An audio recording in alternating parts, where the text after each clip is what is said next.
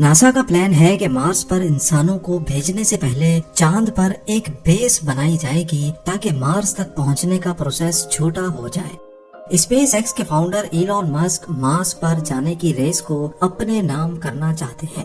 اس کے علاوہ یورپین اور رشین اسپیس ایجنسیز بھی انسانوں کو مارس پر بھیجنے کی باتیں کرتی ہیں، لیکن مارس کے ہارش ایٹماسفیئر میں لینڈ کرنے کے بعد وہاں انسان زندہ کیسے رہیں گے، کیونکہ زمین کے برعکس مارس میں زندگی کی سب سے بڑی ضرورت آکسیجن موجود ہی نہیں ہے۔ ناسا نے مارس پر آکسیجن بنانے کا کیا طریقہ نکالا ہے اور انٹرنیشنل اسپیس اسٹیشن جس طریقے سے آکسیجن بناتا ہے وہ طریقہ مارس پر کام کیوں نہیں کر پائے گا؟ زین ٹی وی کی ویڈیوز میں ایک بار پھر سے خوش آمدید۔ ناظرین، انسانوں کی مارس پر رہنے کی خواہش کے پیچھے ڈھیر ساری وجوہات ہیں، جن میں سائنٹیفک ایکسپلوریشن اور اسپیس کیوریوسٹی کا فیکٹر تو ہے ہی، لیکن ان خواہشات کے بیچ ایک مجبوری یا خوف بھی ہے۔ وہ یہ کہ ارتھ پر کسی آفت کی وجہ سے کہیں انسانوں کی نسل ختم ہی نہ ہو جائے، جیسا کہ 6.5 کروڑ سال پہلے ہماری دنیا سے ڈائناسورز کا خاتمہ ہوا تھا۔ اور ایسا پاسبل بھی ہے، جس کی ایک ایگزامپل ہم ارتھ پر کلائمیٹ چینج کی صورت میں دیکھ رہے ہیں۔ یہی شاید سب سے بڑی وجہ ہے کہ آنے والے وقت میں کوئی نہ کوئی مارس کا نیل آرم اسٹرانگ بنے گا۔ ایک طرف ایلون مسک نے پہلے 2026 میں مارس کو کولونائز کرنے کا ارادہ کیا تھا، لیکن اب ان کی جانب سے 2029 کی پریڈکشن کی گئی ہے۔ You've slightly put back the expected date to put the first human on Mars till 2029, I want to say. Yeah, I mean, let's see. I mean, we have built a production system for Starship, so we're making a lot of ships and boosters. دوسری طرف NASA نے بھی 2030 تک انسانوں کو مارس پر land کرانے کا ارادہ کیا ہے، پر سوال یہ نہیں ہے کہ کون پہلے مارس پہ جائے گا، سوال یہ ہے کہ مارس پر جانے کے بعد انسان زندہ کیسے رہ پائیں گے۔ بے شک مارس کی کئی ساری پراپرٹیز ارتھ سے ملتی جلتی ہیں، جیسا کہ مارس کا ایک دن جس کو مارشن ڈے یا سول بھی کہا جاتا ہے، اس کی لینتھ ارتھ کے دن کے مقابلے میں صرف 39 منٹس ہی زیادہ ہے۔ وہاں بھی مختلف موسم ہیں اور ارتھ پر بھی۔ اس کے علاوہ ارتھ کے پولز پر بھی آئس کیپس ہیں اور مارس کے پولز پر بھی۔ ارتھ پر بھی ایٹماسفیئر ہے، جبکہ مارس پر پتلا ہی صحیح لیکن ایٹماسفیئر ضرور ہے۔ لیکن ایک چیز جو مارس پر انسانوں کے رہنے کے لیے بالکل ناکافی ہے وہ ہے آکسیجن۔ تو آخر مارس پر یہ آکسیجن گیس کیسے بنائی جائے گی، وہ بھی ایک دو لوگوں کے لیے نہیں بلکہ مارس کی ایک پوری کالونی کو آباد رکھنے کے لیے۔ ایکسٹریم سچویشن میں انسانوں کو زندہ رکھنے کی بات کی جائے تو سب سے پہلے خیال آتا ہے ISS یعنی انٹرنیشنل اسپیس اسٹیشن کا۔ اس کو آج اسپیس کی ہارش کنڈیشن میں 25 سال گزر چکے ہیں اور ابھی تک یہ لگاتار انسانوں کو آکسیجن اور فریش پانی بنا کر دیتا رہا ہے۔ انٹرنیشنل اسپیس اسٹیشن میں 4 سے 5 ایسٹروناٹس ہر وقت موجود رہتے ہیں، جن کی روزانہ پانی کی ریکوائرمنٹ کم سے کم بھی 45 لیٹرز ہے، یعنی مہینے کی 1350 اور سال کی 16,200 لیٹرز۔ اس کے علاوہ ISS پر 1000 kg آکسیجن گیس سالانہ استعمال ہوتی ہے۔ اتنا زیادہ پانی اور آکسیجن ارتھ سے 400 کلومیٹر دور اسپیس میں کیسے بنایا جاتا ہے؟ اس کام کے لیے ISS میں 2 سسٹمز لگے ہوئے ہیں، ایک ہے واٹر ریکلیمیشن سسٹم WRS اور دوسرا ہے آکسیجن جنریشن سسٹم یعنی OGS۔ یہ دونوں سسٹمز ہم مارس پر کیوں نہیں لگا سکتے، یہ سمجھنے کے لیے ہمیں پہلے یہ جاننا ہوگا کہ یہ سسٹم کام کیسے کرتے ہیں۔ واٹر ریکلیمیشن سسٹم ہیومن ویسٹ یعنی یورین، پسینہ اور ہیومیڈیٹی سے پانی کلیکٹ کرتا ہے اور پھر اس کو صاف کر کے واپس سے پینے کے قابل بنا دیتا ہے۔ ایسٹروناٹ ڈوگلس وی لاک نے ایک موقع پہ کہا تھا کہ ہماری کل کی کافی سے ہی اگلے دن کی کافی بنتی ہے۔ WRS سسٹم ISS میں پہلے سے موجود پانی کو پیوریفائی کر کے دوبارہ سے استعمال کے قابل بنا دیتا ہے اور اس طرح 98% پانی ضائع ہونے سے بچ جاتا ہے۔ اس کے برابر میں ہے آکسیجن جنریشن سسٹم. یہ سسٹم WRS سے تھوڑا سا پانی لیتا ہے اور پھر اس کو ایک خاص پروسیس سے گزار کر سانس لینے کے لیے آکسیجن بناتا ہے.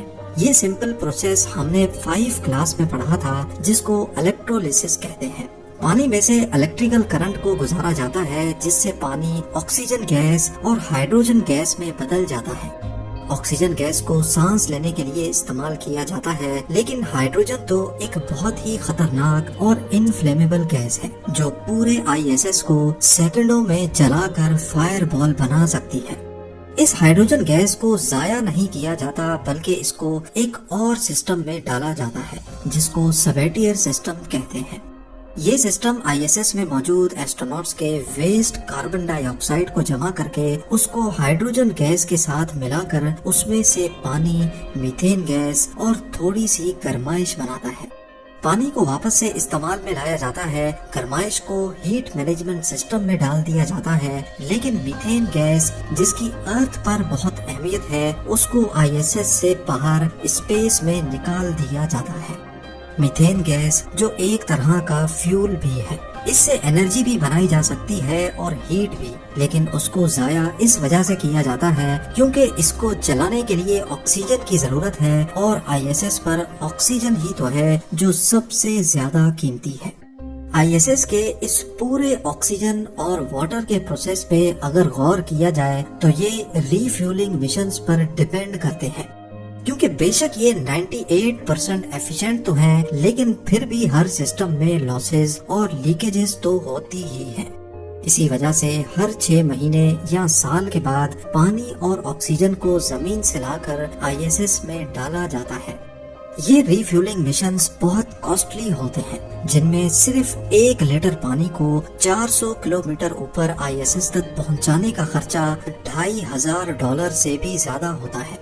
لہٰذا 22.5 کروڑ کلومیٹر دور مارس پر اسی طریقے سے آکسیجن بنانا کسی بھی طرح سے کاسٹ افیکٹو نہیں ہے. اس کے لیے کوئی ایسا سسٹم بنانا ہوگا جو مارس پر ہی موجود ریسورسز کو استعمال کر کے اس میں سے آکسیجن بنائے. 2021 میں جو ناسا کا پرسیورنس روور مارس پر بھیجا گیا تھا اس میں اسی تجربے کے لیے ایک ڈیوائس لگائی گئی تھی جس کو موکسی یعنی مارس آکسیجن ان سیچو ایکسپیریمنٹ کا نام دیا گیا ہے. کیونکہ ISS میں تو پانی کا سورس ری فیولنگ ہوتا ہے، لیکن مارس پر پانی ڈھونڈنے کے لیے اس کے پولر کیپس تک جانا ہوگا یا پھر کئی فٹ نیچے ڈرل کر کے برف نکالنی ہوگی. اسی وجہ سے موکسی مارس کے ایٹماسفیئر سے ہی کاربن ڈائی آکسائڈ کو یوز کر کے اس میں سے آکسیجن بناتا ہے. کیسے؟ آسان الفاظ میں سمجھایا جائے تو مارس کے ایٹماسفیئر میں 95% کاربن ڈائی آکسائڈ ہے. موکسی باہر کے ایٹماسفیئر سے کاربن ڈائی آکسائڈ پمپ کر کے اس کو پریشرائز کرتا ہے اور پھر اس کو ایک الیکٹرولائزر میں ڈال کر 800 ڈگری سیلسیس کے ٹیمپریچر پہ ہیٹ کیا جاتا ہے، جس سے کاربن ڈائی آکسائڈ میں سے آکسیجن گیس الگ ہو جاتی ہے. یہ الیکٹرولائزر گولڈ کا بنا ہوا ہے کیونکہ گولڈ ایک ایکسیلنٹ ہیٹ کنڈکٹر ہے جو پرسیورنس کے دوسرے پارٹس کو گرمائش سے بچاتا ہے. اس پروسیس میں کاربن ڈائی آکسائڈ سے آکسیجن گیس کے ساتھ ساتھ کاربن مونو آکسائڈ بھی پیدا ہوتی ہے. اس کا نقصان یہ ہے کہ اگر اس پروسیس میں کاربن بالکل الگ ہو گیا تو وہ کاربن کی ایک لیئر بھی بنا سکتا ہے، جیسا کہ کوکنگ پین کے نیچے دیکھنے کو ملتی ہے، اور یہ لیئر پرسیورنس کو نقصان پہنچانے میں دیر نہیں کرے گی. اسی وجہ سے اس پروسیس کو بڑی احتیاط کے ساتھ پرفارم کیا جاتا ہے. لیکن مارس پر موکسی ایک وقت میں کتنی آکسیجن پروڈیوس کرتا ہے؟ اس پروسیس میں موکسی کو بہت زیادہ انرجی چاہیے ہوتی ہے، اسی لیے اس کو ناسا کبھی کبھار ہی چلاتا ہے جب سولر پینل سے انرجی بچ جاتی ہے. ابھی تک اس نے صرف 122 گرامز آکسیجن ہی بنائی ہے جو ایک انسان کو صرف 3.5 گھنٹے ہی زندہ رکھ سکتی ہے. اگر اسی سسٹم کے ذریعے مارس پر زیادہ آکسیجن پروڈیوس کرنی ہوگی تو اس کے لیے موکسی کا ایک بڑا ورژن چاہیے ہوگا اور ساتھ میں اس کو چلانے کے لیے ایک بڑا پاور پلانٹ بھی، اور یہی ابھی تک کا سب سے بڑا چیلنج ہے. اب یہاں سمجھنے کی بات یہ ہے کہ موکسی کاربن ڈائی آکسائڈ کو پہلے کمپریسر کی مدد سے کمپریس کرتا ہے، پھر اس کو 800 ڈگری سیلسیس پہ گرم کرتا ہے.